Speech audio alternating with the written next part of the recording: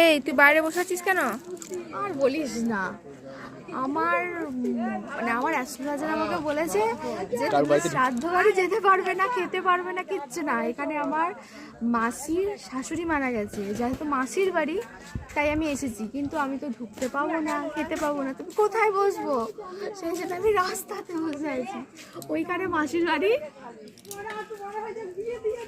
ওই দিকটাতে মাসির বাড়ি প্যান্ডেল করেছে, আর এখানে আমি বসে আছি বাইরে।